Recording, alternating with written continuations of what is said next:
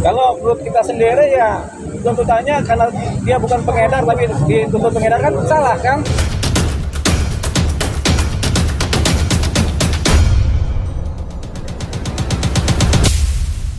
Sidang hari ini tetap berjalan, ya. Sidang tetap berjalan, cuman tadi selentingan kabarnya jaksa minta penundaan penuntutan.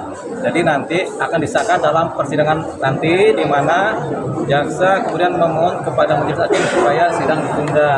Alasannya karena agenda atau dokumen penuntutannya ya, mungkin ke depan atau baru siap. Kecewa nggak sih nih Bang melihat jalan prosesnya ini? Enggak kecewa dong, kalau pengacara itu selalu ada yang begitu. Kadang kita minta penundaan terhadap pledoi, kadang hakim minta penundaan karena kesibukan, kadang jaksa minta penundaan. Enggak mungkin itu. Nah, jadi kita udah siapin spare beberapa kali penundaan itu udah biasa kalau pengacara. Jadi nggak ada kecewa.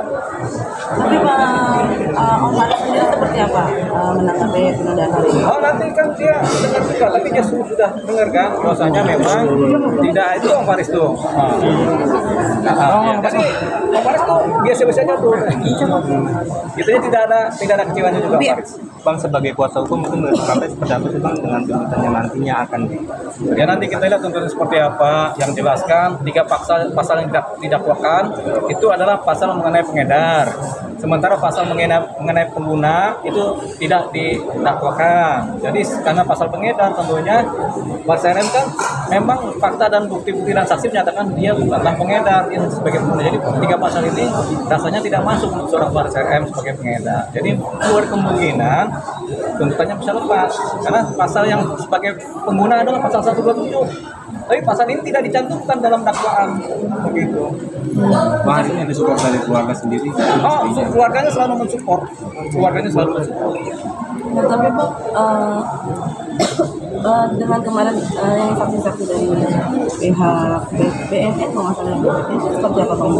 Lebih meringankan atau Ya tentunya saksi BNN menjelaskan sistematika dari undang-undang narkotika, mana-mana pasal pengedar, mana-mana pasal pengguna. Jadi 3 pasal yang didakwakan oleh ahli dari BNN menyatakan itu adalah pasal untuk pengedar, bukan kepada pengguna. Sementara Barseren adalah seorang pengguna. Harusnya dia dijerat dengan pasal 127 Undang-Undang Narkotika, tapi tidak. Harapannya tuntutan dari jaksa itu dituntut lepas dari dakwaan. Bang, kemarin kan BNN juga mengatakan bahwasannya tidak perlulah nangkap artis gitu Bang terkait narkoba karena ujung-ujungnya pasti ya juga akan berpedoman sama ini juga nggak sih Bang nanti Bang? Ya kita nggak tahu ini hakim majelis ini di persidangan akan berpedoman kepada apa yang disampaikan kepala BNN, kan masing-masing institusi beda ya. Tapi kita sih mengapresiasi secara positif apa yang disampaikan oleh kepala BNN, tidak perlu menangkap artis. Tapi begini, sebenarnya yang ditangkap itu bukan artis atau siapanya. Yang harus ditangkap itu pengedar. Kalau artis ini pengedar ya ditangkap gitu. Tapi kalau artis ini hanya pengguna ya BNN pikir-pikir untuk menangkapnya. Tapi apa yang disampaikan secara faktual ditekankan oleh BNN kemarin itu memang tujuannya supaya BNN lebih fokus kepada pemberantasan pengedar. Jadi tenaganya BNN lebih kepada mencari pengedar yang mau ditangkap oleh mereka. Daripada nyari pengguna ditangkap, mendingan cari pengedar. Karena costnya lebih efisien kan. Daripada pengguna ditangkap ribut, mendingan pengedarnya jadi dikejar. Itu yang sedang dikerjakan oleh BNN. Kita apresiasi terhadap apa yang dipikirkan dan dikerjakan oleh BNN untuk posisi itu. Bang sebagai kuasa hukum berapa yakin sih Bang bahwa nanti tuntutan akan pas? Kita selalu punya keyakinan, tapi keyakinan kita kan kadang-kadang dipatahkan oleh tuntutan jaksa kan. Jadi harapannya keyakinannya ya dituntut lepas karena nggak ada pasal pengguna yang dicantumkan dalam dakwaan. Gitu. Tapi harapan dari Bang Dewa sendiri untuk kasus ini Harapan kita tadi udah kita berharap supaya seorang Barseren oke lah tidak dituntut lepas, tapi paling tidak tuntutannya adalah dia direhabilitasi itu aja karena memang dia perlu rehab nih Pak Barseren begitu. Bang, bukti kuat banget yang akan menjadi pedoman hakim kira-kira apa Bang? Ya bukti-bukti kuat ya yaitu dia adalah pengguna. Ini paling kuat kan, dari kronologisnya, dari fakta-faktanya dia adalah pengguna kan, dan tidak ada bukti-bukti atau fakta-fakta saksi-saksi menyatakan dia adalah pengedar. Itu udah kuat juga, jadi menguatkan posisi bahwasanya seorang Barseren adalah hanya sebagai pengguna. Nah kalau sebagai pengguna, persoalannya dakwaan jaksa adalah sebagai pengedar. 3 pasal yang disampaikan jaksa adalah pasal-pasal mengenai pengedar. Itu kata saksi ahli BNN kan. Nah, jadi kita berpedoman pada situ. Nah, akhirnya tidak ada dakwaan Ban Serem sebagai pengguna. Sementara dia adalah pengguna.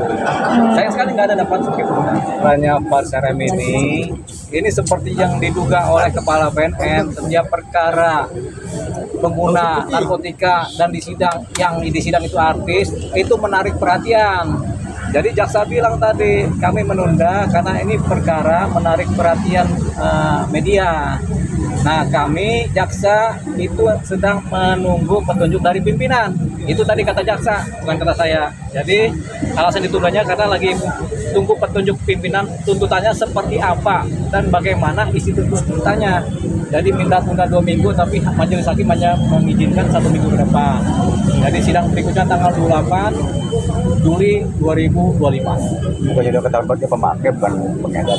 Ya kan dia sebagai pengguna kan, itu makanya agak kesulitan mungkin dalam proses penuntutannya seperti apa, karena pasal-pasal yang didakwakan adalah pasal-pasal mengenai pengedar.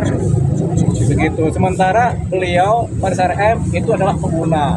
Sementara harusnya ada pasal pengguna tuh, pasal 127. Cuma tidak ada dalam dakwaan. Makanya ini mungkin diperhitungkan oleh pihak jaksa apa yang mau dituntut dan bagaimana isi tuntutannya. Gitu. Jadi ada kemungkinan itu dirubah bang, gitu, tuntutannya mungkin?